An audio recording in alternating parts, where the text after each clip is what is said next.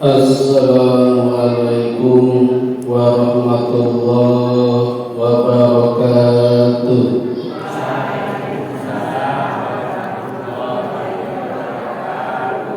Alhamdulillahirabbil alamin. Monggo Bapak Ibu saudara-saudara hati senantiasa kita panjatkan rasa syukur kita kehadirat Allah Subhanahu wa Ta'ala yang senantiasa melimpahkan rahmat, taufik, hidayah, inayah dan berbagai kenikmatan kepada kita sekalian hingga malam ini kita masih bisa menunaikan salah satu kewajiban kita sebagai hamba Allah adalah menuntut ilmu.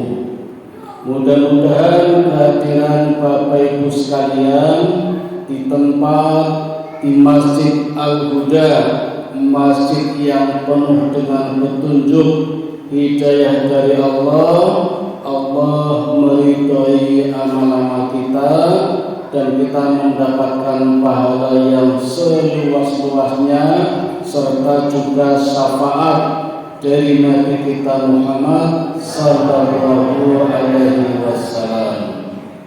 Lebih dari itu Bapak Ibu, malam ini sebentar lagi kita akan mendapatkan satu karunia yang besar, yaitu menyambut hari raya yang kedua yang besar pula, yaitu hari raya Idul Adha yang insya Allah tepatnya akan datang pada tanggal 10 Dzulhijjah.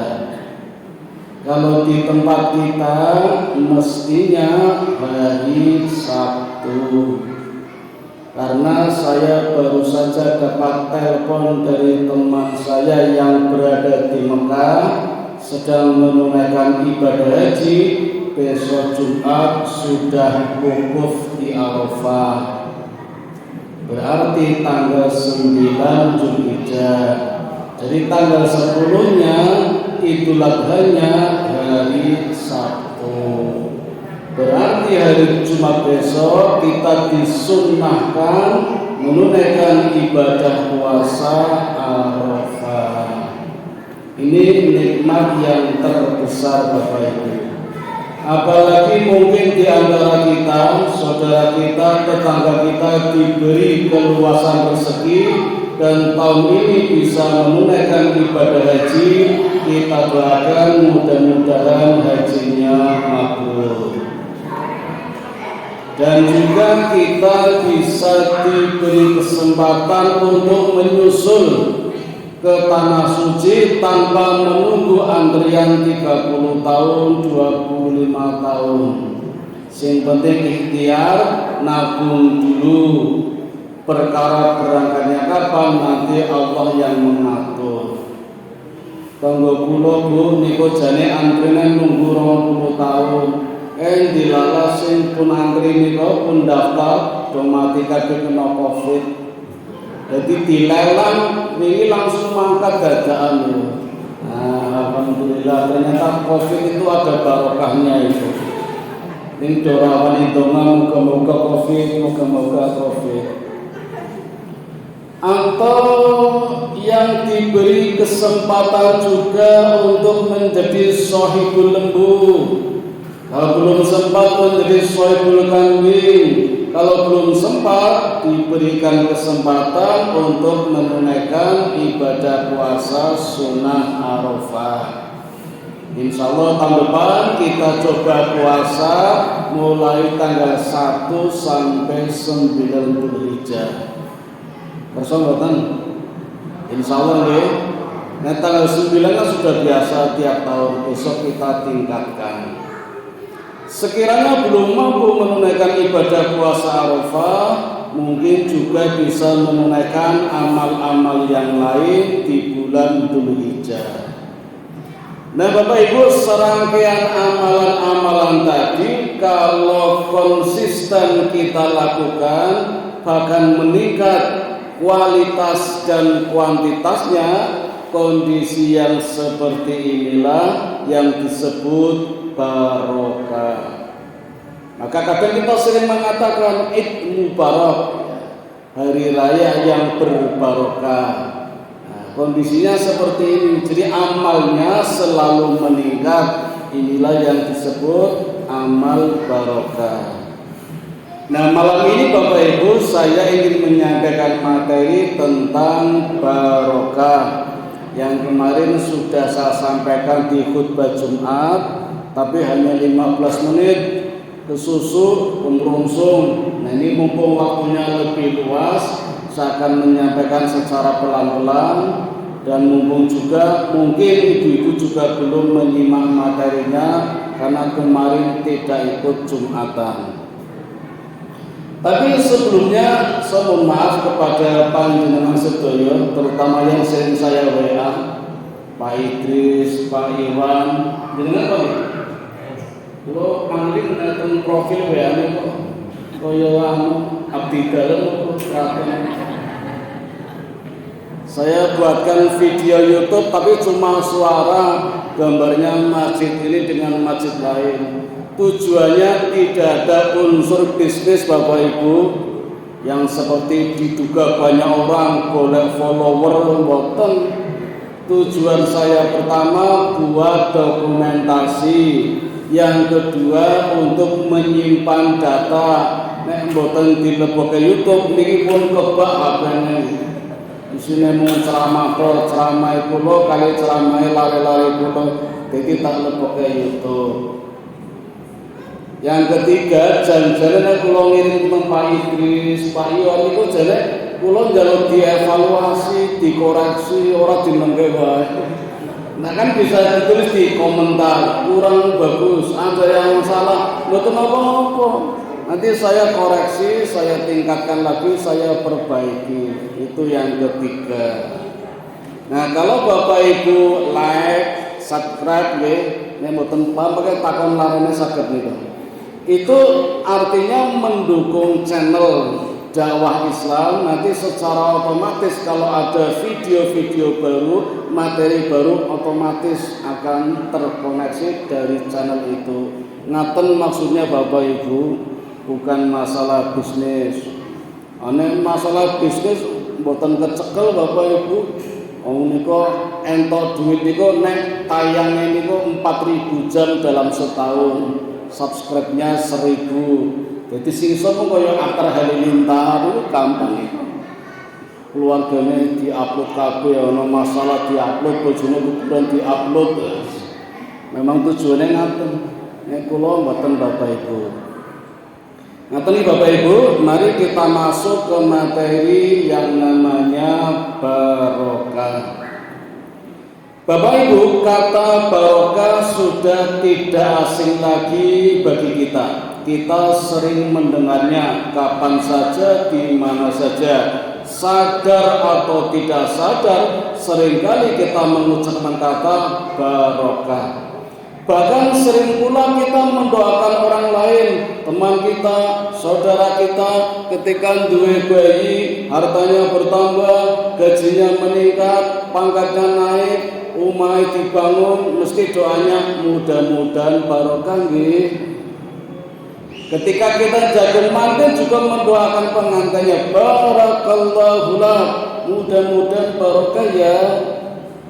Niku saya Bapak Ibu asal tahu artinya. Dikhawatirkan kalau tidak tahu artinya, masih mending merasa belum barokah, kemudian mendoakan agar menjadi barokah. Yang parah kalau sudah merasa barokah padahal belum barokah. Apalagi Bapak Ibu, seringkali orang menghubungkan barokah Pak dengan harta. Jadi kalau hartanya bertambah, rumahnya bertambah, tanahnya bertambah, kendaraannya bertambah, badannya tambah sehat, anaknya bertambah, dihubung-hubungkan dengan harta itu tadi, terus dikiranya barokah. Bisa memang Bapak Ibu disebut barokah. Quran saja menjelaskan awalnya barokah itu adalah bertambahnya kebaikan. Imam Ghazali juga mengatakan barokah adalah melanggengkan, langgengnya, meningkatnya kebaikan, itulah barokah. Benar. Tetapi kalau kita kaitkan dengan harta benda, nanti dulu Bapak Ibu, karena Allah memberikan harta benda kepada seseorang itu ada dua macam. Macam yang pertama, Allah memberikan harta kekayaan kepada seseorang karena keridhoannya. Allah ridho, Allah cinta pada seseorang, Allah berikan harta. Macam yang kedua, Allah memberikan harta kekayaan kepada seseorang bukan karena ridho, Bu, bukan karena cinta, Pak, tetapi karena benci. Allah benci kepada seseorang, maka jarene Gusti Allah sisan wae tak mai harta sebanyak-banyaknya, pintu-pintu rezekinya dibuka, tujuannya men lali sisan karo aku, kata Allah. Jadi men amnesia sisan. Nah, yang kondisi seperti ini yang dalam bahasa Jawa disebut dilulu. Maka kita sering melihat mungkin saudara kita, tetangga kita nggak pernah sholat, nggak pernah ke masjid, puasa tidak, ini kok rezekinya lancar, gajinya gede, pangkatnya munda, umai dadi apik, padahal ibadahnya nggak ada. Itu bukan barokah Bapak Ibu. Itu sengaja Allah berikan harta yang banyak, pintu rezeki dibuka lebar, tujuannya kata Allah men lali sisan, aku rasa kok orang lali sisan. Itu namanya dilulu atau istidrat. Ini sangat berbahaya Bapak Ibu. Karena istidrat itu adalah musibah yang ditunda, ditumpuk-tumpuk dulu, seolah-olah Allah mengangkat setinggi-tingginya, besok akan dijatuhkan serendah-rendahnya. Itu istidrat. Karena memang Rasulullah Sallallahu Alaihi Wasallam rahmatan lil alamin. Dulu sebelum ada Nabi Muhammad, Bu, begitu ingkar kepada ajaran Allah langsung musibah. Kaum Ad ingkar kepada Nabi Hud, didatangkan awan panas, wedhus gembel. Kaum Samud ingkar kepada Nabi Soleh, dihujani dengan petir. Kaum Lut ingkar kepada Allah, buminya dibalik, dihujani meteor, langsung musibahnya.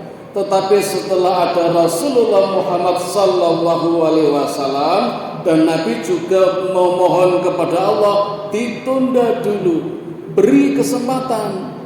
Anak sudah diberi kesempatan, sudah ditunda-tunda, orang kapok-kapok. Nah, ini yang paling berbahaya, besok akan menjadi pertanggungjawaban, dimintai pertanggungjawaban.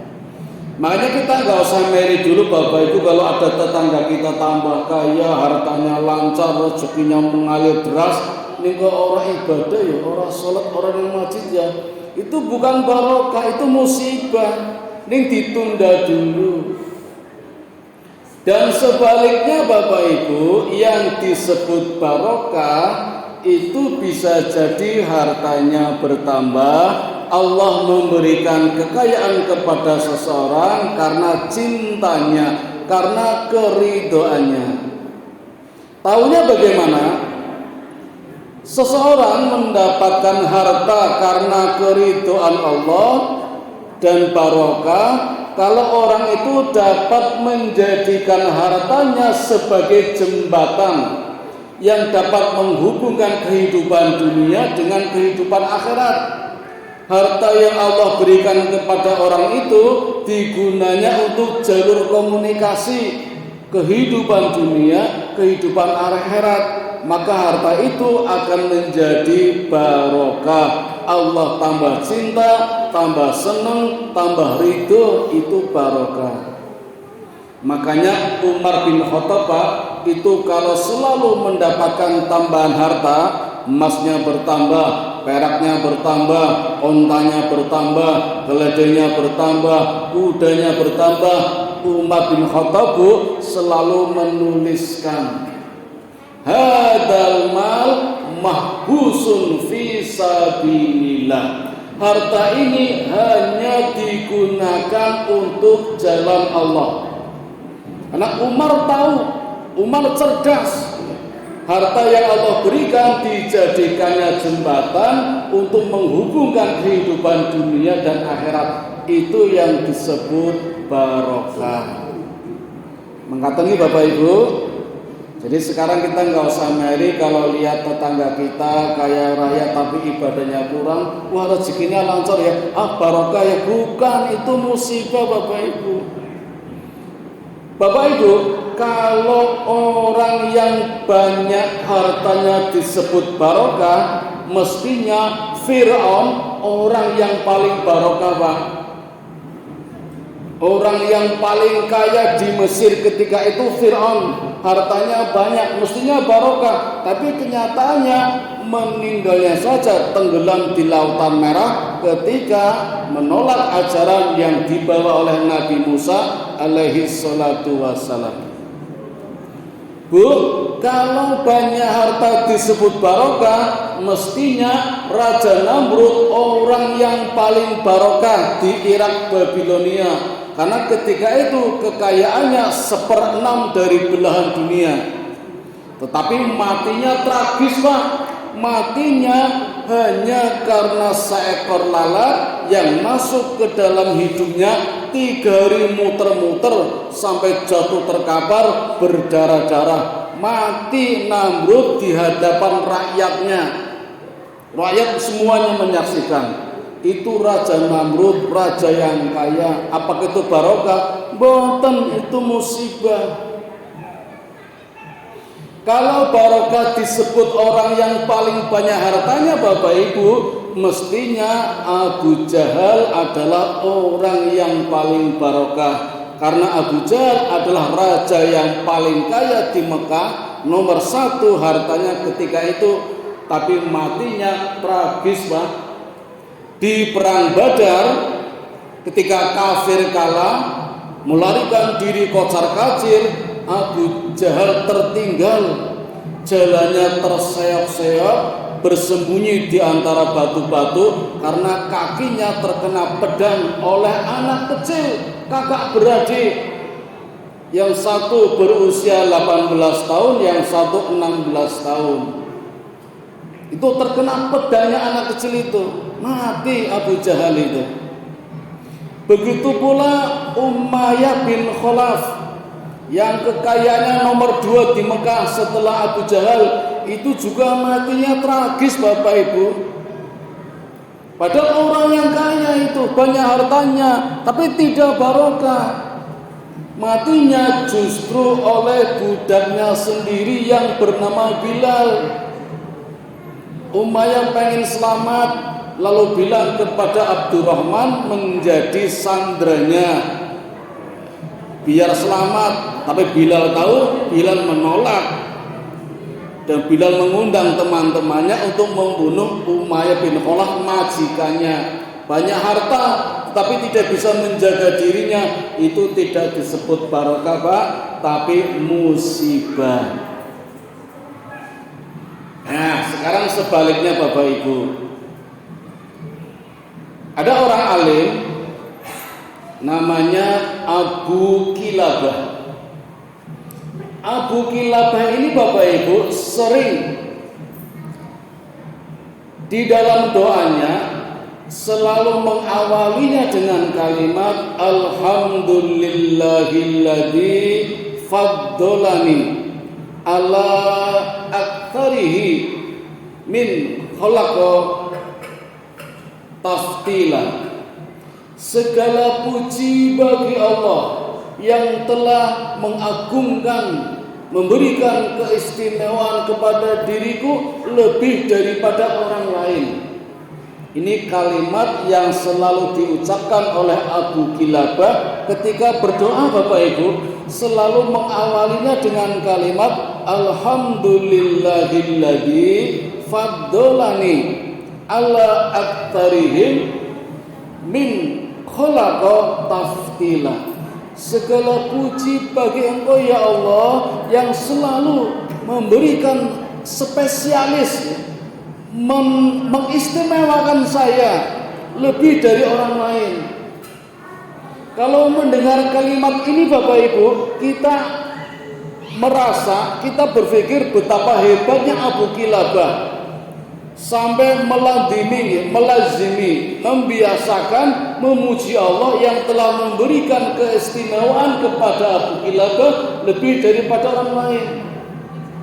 Tapi kalau kita baca sejarah Bapak Ibu, jangan kaget kalau ternyata Abu Kilabah orangnya sudah tua, Pak. Buta lagi.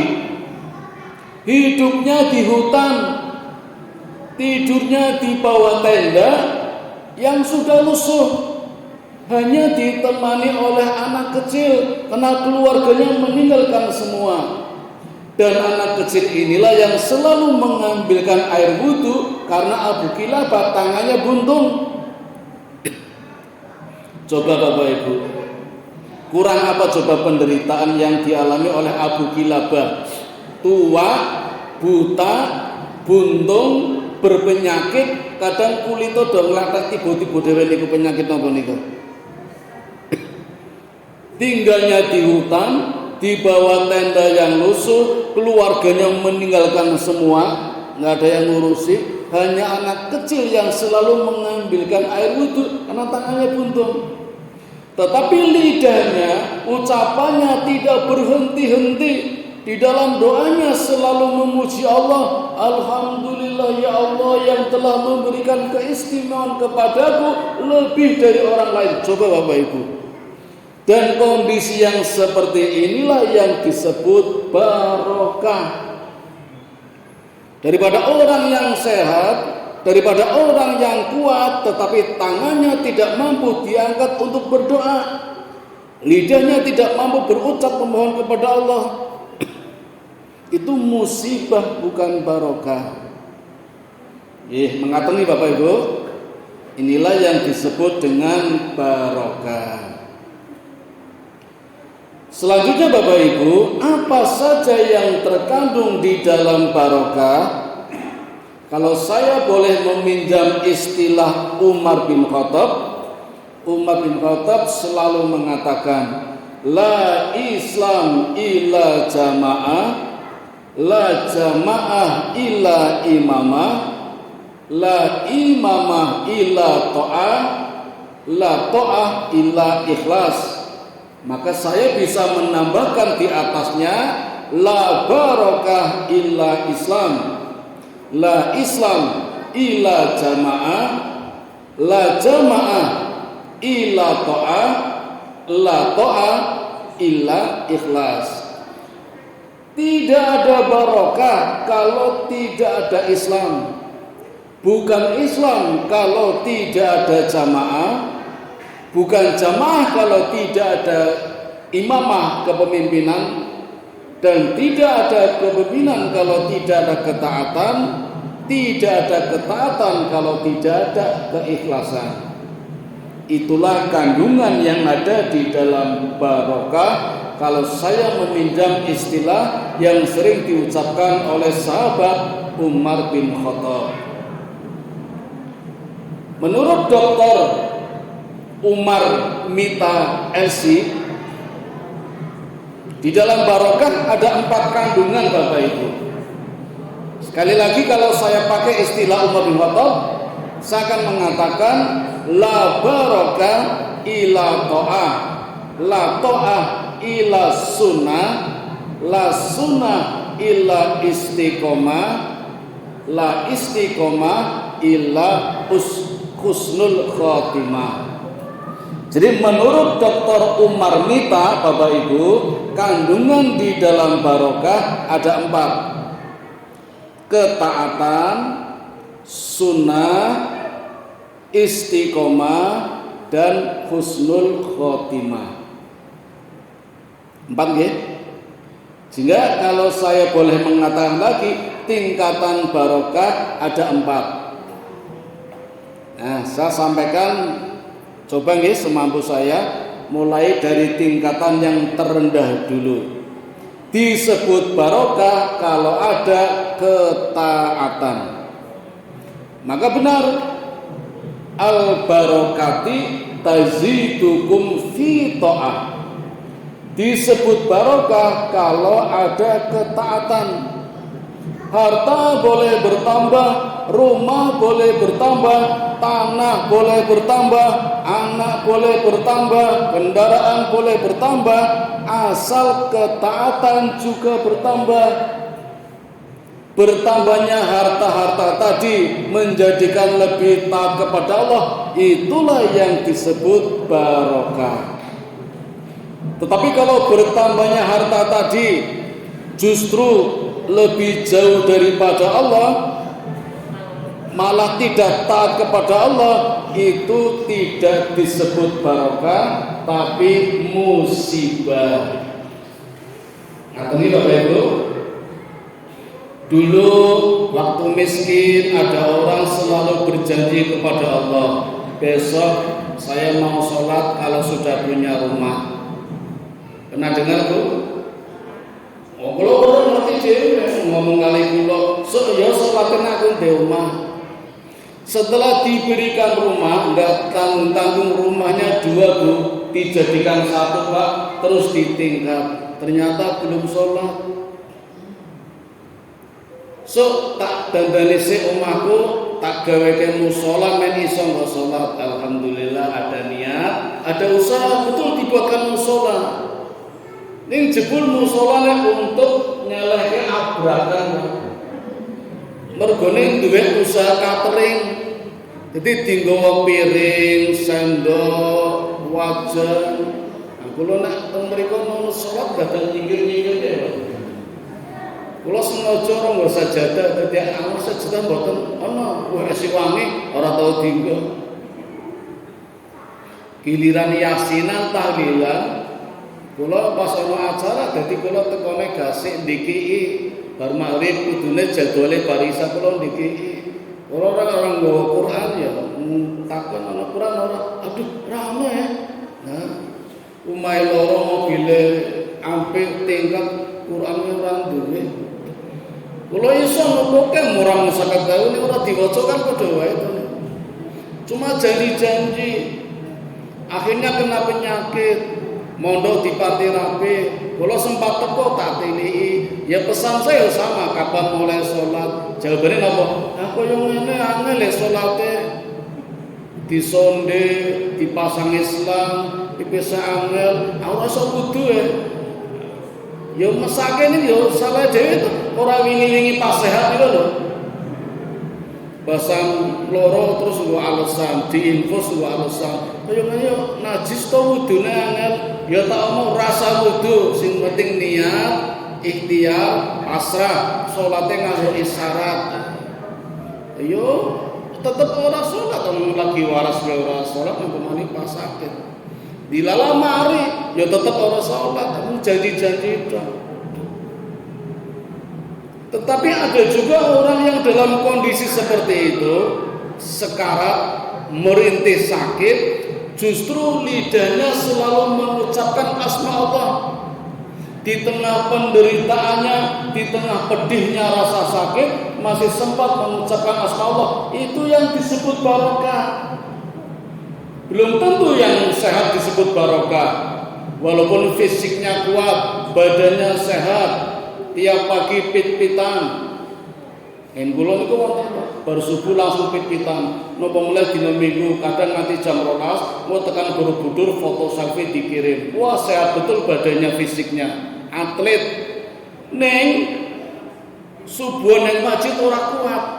Sikile abot mlaku nang masjid. Nganggo sepeda tekan Borobudur, tekan Prambanan, omahe sing cerak masjid sikile ora kuat. Matane mulai bengi ora kuat. Enggak, tangannya diangkat untuk berdoa saja enggak kuat. lidahnya untuk minta kepada Allah saja nggak kuat. Jadi kalau malam hanya menjadi bangkai hidup di hadapan Allah, terbujur tidur, itu tidak barokah walaupun badannya sehat. Rumah juga seperti itu. Rumahnya kaya, tingkat, megah, disebut barokah kalau penghuninya taat kepada Allah. Dulu awal saya masuk Jogja Bapak Ibu tahun 86, kula tesi kalingan. Nek bar maghrib nika, oke sing do tadarus nganti isya nika. Walaupun teng Malioboro kula masih mendengarkan ada orang-orang tadarus. Bar subuh walaupun teng Malioboro masih saya mendengar orang-orang tadarus. Rasa Malioboro Pak Idris teng pasar kembang wis. Kata sing tadarus, Bu. Lho kok Pak Asin ngerti, ngerti wae kula dolane teng mriku. Ngaji maksudnya ora jenengan asosiasine. Do ngaji tadarus. Ning coba bisa lagi Bapak Ibu pun diganti TV, diganti HP. Padahal hotel dadi akeh, lampu gemerlapan jadi terang benderang, orang warga semakin makmur, dodolan opo entek, parkir dadi laris. 2000 ngundake 5000 ya jan marem tenan. Teng terang bulan iki lho Bu, 5000 dhewe parkire. Ora ono sing protes amarga butuh kok. Mobil iso 20.000, 50.000 teng perwakilan iku. Padahal dudu tanah iki. Sudah berubah kondisinya seperti itu. Hotel-hotel yang dibangun tinggi ternyata untuk maksiat. Ngin kampung kula Bu nek esuk ngabung Pak nggih. Do dibuangi niku. Sing jenenge merek-merek Sutra, Vista niku. Jadi dibuang saka dhuwur hotel niku. Mulane tak protes hotelnya dirubah, enggak ada jendela kaca yang menghadap kampung. Aduh kok koyo ngono ku medeni banget. Mereka yang berbuat dari luar kota, kampung setempat yang mendapat musibah karena seperti itu. Memang tambah kaya, tapi tidak disebut barokah kalau malah banyak maksiat. Tanah juga seperti itu. Mungkin yang disebut barokah banyak orang mengatakan kalau tanahnya strategis, harganya mahal. Jalan Monjali itu 1 meternya sudah 20.000 Bu. Malioboro Maliku mburine persis 1 meter 80 juta. Monjali tadi 20 juta nih. Jalan Mataram nih kok 50 juta 1 meter nih. Strategis banget mahal. Niku wonten dodolan pakan ayam, lamun kecilik banget tokone. Niku didol 2 miliar. Niku urung payu. Nek jenengan ajeng mriku tak koncone. Belum tentu disebut barokah kalau orang-orang yang tidak taat kepada Allah. Sebaliknya mungkin ada tanah sing delik, cerak kuburan, ono tiang listrik, mobil ora iso gabrokan, bang ora gelem lirik, ora payu dibangke. Tukar guling ora do gelem. Bisa disebut barokah kalau orang yang punya tanah itu, orang yang tinggal di sekitar itu malah taat kepada Allah, do rajin tadarus, rajin ke masjid. Jadi sekali lagi Bapak Ibu, harta benda apapun, keluarga termasuk anak gitu Bapak Ibu, anak nih kita mungkin sering nggak sengaja sih mengamati orang. Dulu waktu masih single rajin ke masjid, setelah punya istri atau punya suami malah jauh dari masjid. Itu berarti bukan barokah istrinya, suaminya tidak barokah. Ya bukan suami istrinya, tapi dia sendiri yang tidak bisa menjadikan istrinya atau tidak bisa menjadikan suaminya untuk mensupport, mendukung agar rajin ke masjid. Nah ini loh. Kudune pasangannya mengingatkan, Mas pun ada di masjid. Ngapa Mas? Jeng pun ada di masjid, mengingatkan. Orang-orang dulu pasangan masjid rumah wae. Wah, itu berarti pasangannya tidak barokah. Ya ternyata memilih jodoh harus sama-sama satu visi, satu misi, men barokah.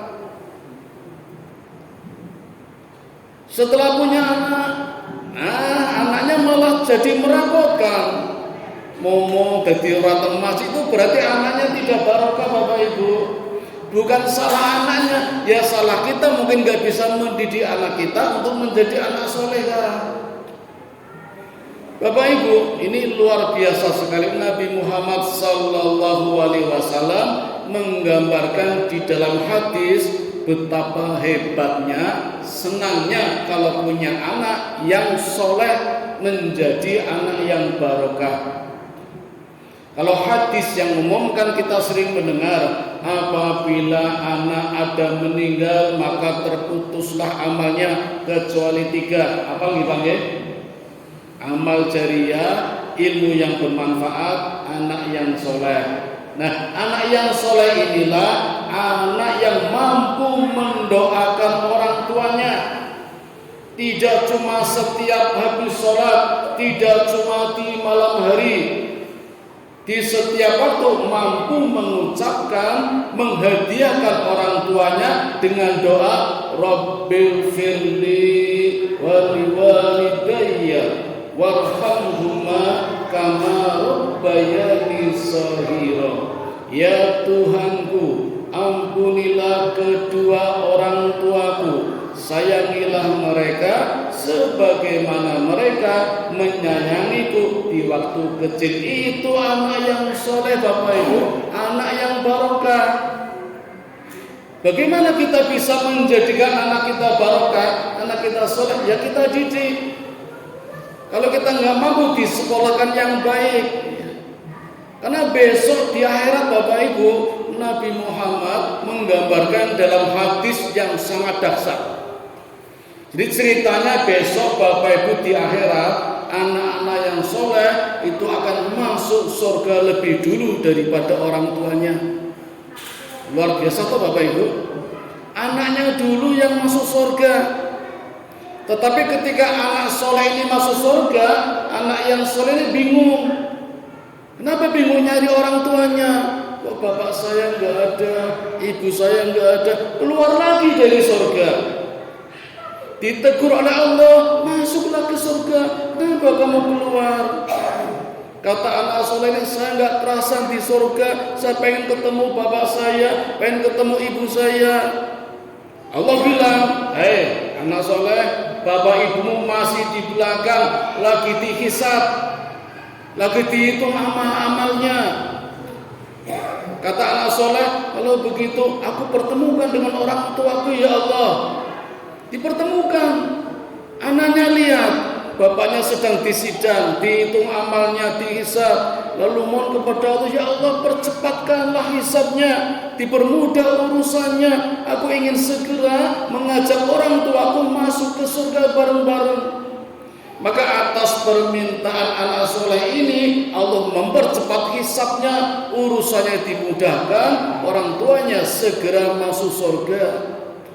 Dan apa yang terjadi Bapak Ibu, anak yang soleh ini mempersilahkan orang tuanya dulu masuk ke dalam surga. Padahal yang masuk duluan mestinya anaknya, tapi anak yang soleh mengutamakan orang tuanya. Bapak dulu yang masuk surga, ibu dulu masuk surga, baru saya. Itu anak yang soleh Bapak Ibu. Dan anak inilah anak yang barokah. Ngatengi Bapak Ibu. Jadi kalau kita punya anak 10 Pak, satu saja ada yang taat, ada yang barokah, kita sudah tenang Bapak Ibu. Apalagi semuanya taat. Amalnya, ibadahnya, bukan hartanya, bukan hartanya. Kalau harta banyak dan saya nggak bangga. Saya punya murid Bu, mangkat orang nggak ada PR. Di PR mulai, waduh, nggak saya bawa Pak. Lu kok nggak bawa? Tertinggal di mobil, diambil sana, bingung ya Pak, mobil saya 7, tak tahu di mana bukunya, mobilnya itu Bu. Apa saya bangga? Enggak, saya nggak bangga, dan saya biasa nggak kaget, hebat sekali kayak enggak, mobilnya itu orang nggak PR. Ini kok murid kula sing tempat mana SMA 3, nggak ada mobilnya itu, nek disumbangnya panti asuhan saya baru bangga.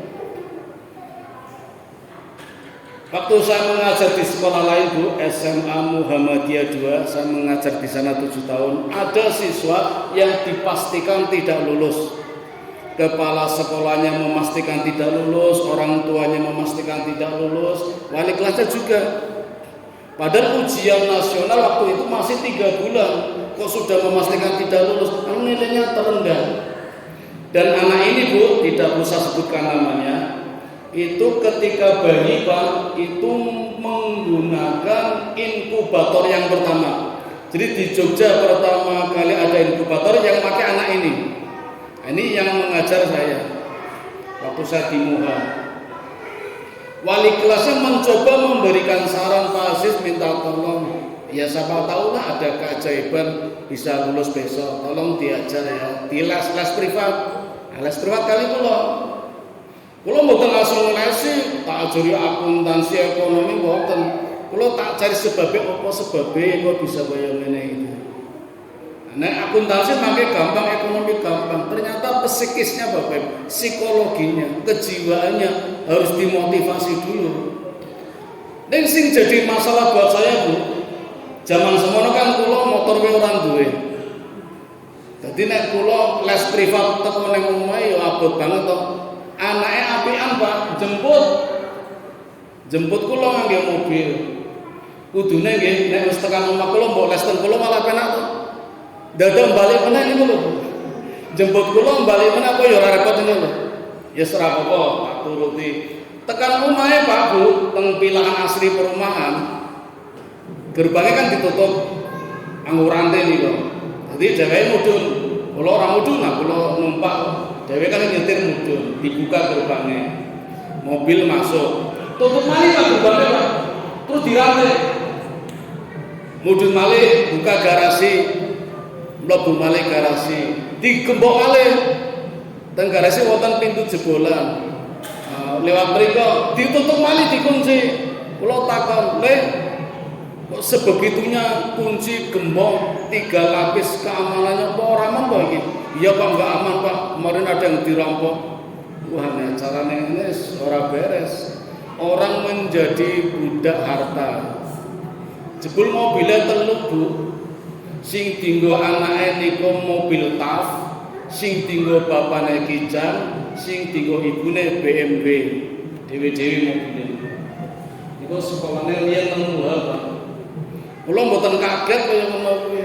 Kula kaget nek menjadi taat luar biasa ibadahnya, saya baru salut sekali. Tapi kan jarang anak yang seperti ini. Maka mari Bapak Ibu, anak-anak kita belum ada kata terlambat, kita jadikan anak soleh agar anak-anak kita menjadi anak barokah yang bisa mengangkat kita, mengantarkan kita, menyelamatkan kita masuk ke dalam surganya Allah Subhanahu wa ta'ala. Amin ya rabbal alamin. Ini tingkatan barokah yang pertama. Disebut barokah kalau ada ketaatan. Naik ke tingkatan yang kedua nggih. Disebut barokah kalau ada sunnah. Jadi ketaatan tadi yang kita lakukan konsisten di atas sunnah, yang kita lakukan atas dasar sunnah. Sunnah ini ada 2 macam nih Bapak Ibu. Sunnah dalam arti fikih, sunnah dalam arti akidah. Kalau sunnah dalam arti fikih ada toleransi. Ketika sholat berdiri tidak mampu, boleh duduk. Duduk nggak bisa, boleh berbaring. Berbaring nggak bisa, boleh pakai isyarat. Pakai isyarat nggak bisa, hati sholatnya aja. Itu fikih sunnah. Kalau dilakukan dapat pahala, kalau tidak dilakukan tidak apa-apa nggih? Tidak berdosa nggih? Ini rugi mboten? Berarti diganti kalimatnya. Sunnah itu kalau dilakukan dapat pahala, kalau tidak dilakukan rugi.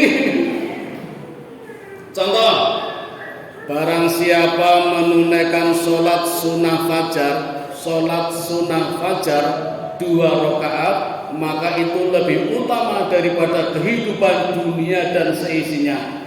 nek mboten nek nglakoni angsal pahala nggih nek mboten rugi karena nggak dapat kemuliaan dunia seisinya. Barang siapa menunaikan sholat duha 2 rakaat jam 6 pagi, maka pahalanya nilainya sama dengan ibadah haji dan umroh setiap hari. Nek nglakoni asal bala mboten, asal nek mboten nglakoni rugi. Jadi jangan nggak apa-apa, ya nggak apa-apa nggak berdosa tapi rugi. Karena pahalanya seperti ibadah haji dan umroh, ora usah nunggu 30 tahun. Rasa temukan sholat duha 2 rakaat jam 6 pagi pahalanya seperti ibadah haji dan umrah. Kalau 4 rakaat sekitar jam 8 atau 9 pagi maka pahalanya 1 dibebaskan, dihindarkan dari musibah-musibah kecil. Lewat Malioboro dilalah macet saben ono prapatan lampune abang terus. Kalau kadang evaluasi Bapak Ibu, nek numpak motor abang terus, dolane macet. Wah, iki salat duha ora beres. Kalau salat duha, alhamdulillah lancar. Seperti itu musibah-musibah kecil. Itu bisa diatasi dengan salat duha sekitar jam 8 atau jam 9. Kalau 4 rakaat yang satu lagi dilapangkan rezekinya. Jadi nek nglakoni angsal keutamaan nek boten rugi. Barang siapa sholat duha jam 11 siang sampai menjelang zuhur, maka ditambahkan kebaikannya, ditambah rahmatnya, dan dibangunkan surga, dibangunkan rumah atau istana di surga. Kalau bisa melakukan sholat duha jam 11 sampai menjelang zuhur 6 rakaat. Orang 6 langsung 2. Nek mboten nglakoni pripun? Rugi. Jadi ya nggak apa-apa, tapi rugi. Jadi sunnah Bapak Ibu itu ibarat lauk lebih mahal daripada wajibnya sego paling mung 5.000 teng Padang. Ning lauwe, nah kuwi. Nek kikil iso 20.000, tangsang iso 20.000, malah kuwi larang lauwe. Niku sunnah. Memang benar dilakukan dapat pahala, tidak berdosa ning rugi. Ini sunnah dalam arti fikih. Nah, sunnah yang satunya adalah aturan tata tertib cara yang sudah digariskan oleh Rasulullah Muhammad sallallahu alaihi wasallam dan harus diikuti. Karena kita sudah meyakini bahkan menyatakan bahwa Muhammad adalah nabi kita, utusan Allah. Kita kan sudah meyakini toh Bapak Ibu, rukun iman itu ada 6. Pertama, rukun iman kepada Allah. Kedua, malaikat. Ketiga, kitab. Keempat, Rasul. 5, hari akhirat. 6, takdir. Amanar rasulu bima unzila ilaihi min rabbihi wal mu'minun kullun amana billahi wa malaikatihi wa kutubihi wa rusulihi. Iman kepada Rasul. Kalau kita iman kepada Rasul berarti harus cinta. Kalau kita cinta kepada Rasul berarti melakukan apa yang dilakukan Rasul. Kalau yang kita lakukan berbeda dengan yang dilakukan Rasul, berarti orang cinta. Bapak Ibu, ada orang kadang bilang cinta itu turun dari mata ke hati. Laras nggih? Dari mata turun ke hati. Iya, betul. Karena kelihatan ketika Bapak lihat ibu dulu waktu masih gadis kan lihat, wow cantik, ayu, terus jadi cinta. Ibu waktu masih muda lihat bapak muda, oh ganteng, pinter, jatuh cinta karena lihat. Nah sekarang sulitnya Bapak Ibu mencintai Rasul, kita nggak pernah lihat. Nggak pernah lihat. Wong kita lihat istri saja, jenengan lihat suami saja, lihat nggih, cintanya kadang masih di lidah nggih, di bibir. Kenyataannya kan ada yang tidak mau melakukan perintah suami, kadang nggak mau dilakukan, atau sarang istri juga nggak bisa dilakukan. Padahal kalau cinta kan mesti dilakukan. Makanya kan ada yang selingkuh, gitu. Kayak Elsa selingkuh karo Ricky, jarene karo Nino cinta malah selingkuh. Katanya cinta malah selingkuh. Nah itu kepada orang saja harus ada ketaatan, mematuhi apa yang diperintahkan, apalagi kepada Nabi. Maka Bapak Ibu, ketika orang tidak taat pada perintah Nabi, yang didapatkan bukan barokah tapi musibah. Tapi kalau taat kepada Nabi, wow, namanya barokah luar biasa Bapak Ibu. Dan contohnya banyak. Ketika orang begitu taat kepada Nabi, barokahnya luar biasa. Abu Bakar misalnya Bapak Ibu, ketika peristiwa Isra wal Mi'raj, sepulang Nabi dari perjalanan malam Masjidil Haram ke Masjidil Aqsa sampai Sidratul Muntaha, kemudian Nabi cerita, itu didengar oleh Abu Jahal. Kata Abu Jahal, wah ini kesempatan, ini bikin hoax. Maka hari itu ramai Bapak Ibu, semua penduduk Mekah dikumpulkan. Abu Jahal minta kepada Muhammad, ceritakan semuanya. Apa tujuannya? Mempermalukan Muhammad. Dalam batinnya Abu Jahal, mana mungkin perjalanan yang begitu jauh.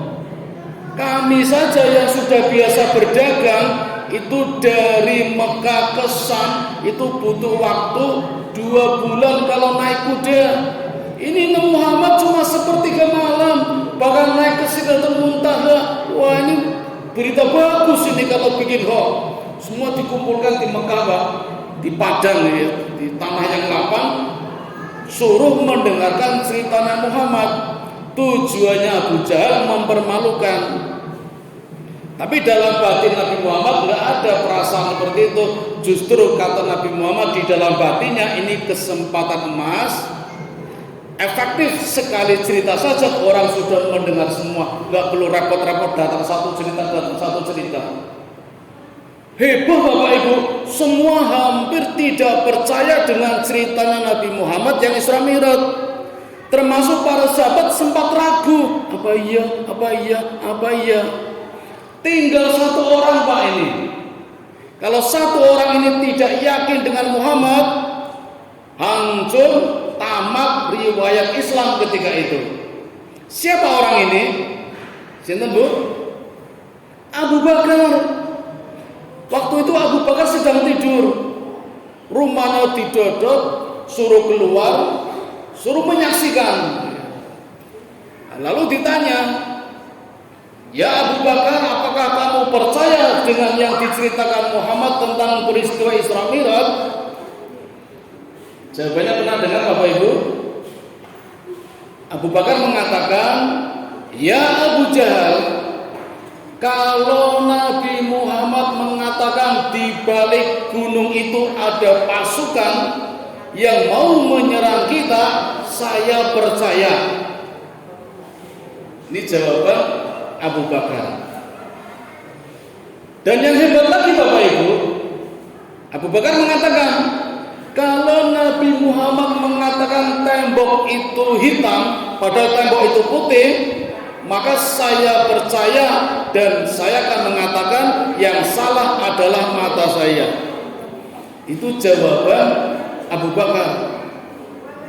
Luar biasa Bapak Ibu, jawaban inilah yang menjadikan sahabat yakin lagi kepada Nabi Muhammad dan gagal usaha yang dilakukan oleh Abu Jahal.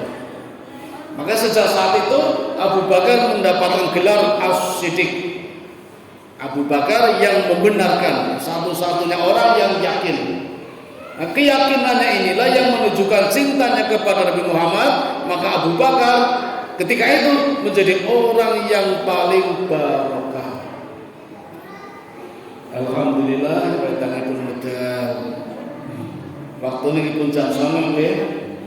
Saya kira cukup sampai di sini dulu. Ini kalau dilanjut nanti masih panjang lebar Bapak Ibu. Saya ingin membuktikan bahwa dengan taat kepada sunnah banyak mendapatkan barokah. Saya masih ingin menyampaikan kisahnya Abu Qatadah, masih ingin menyampaikan kisahnya perang Honda, perang Badar, perang Uhud. Karena di dalam perang-perang ini banyak fakta dan data tentang barokah.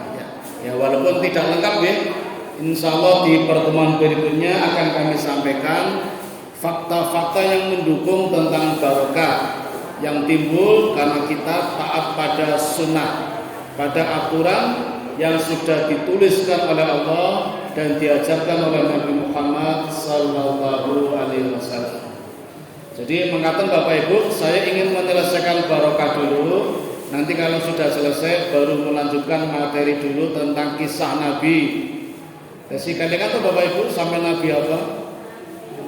Nabi Yusuf. Kalau kalian boten tak catat ning kalian. Nanti setelah Nabi Yusuf, Nabi Syuaib. Ini sabar nggih. Nah iso Nabi Syuaib pas waya pemilu. Bisa tahu hubungan dengan pemilu. Dengan nyoblosen apa niku lho. Ini boten janji. Mengatakan Bapak Ibu yang dapat saya sampaikan, mohon maaf kalau ada kekeliruannya, kalau ada lebihnya tolong kembalikan, kurangnya tambah sendiri. Kalau ada yang mau ditanyakan juga boleh. Kami kembalikan dulu kepada pembawa acara. Assalamualaikum warahmatullahi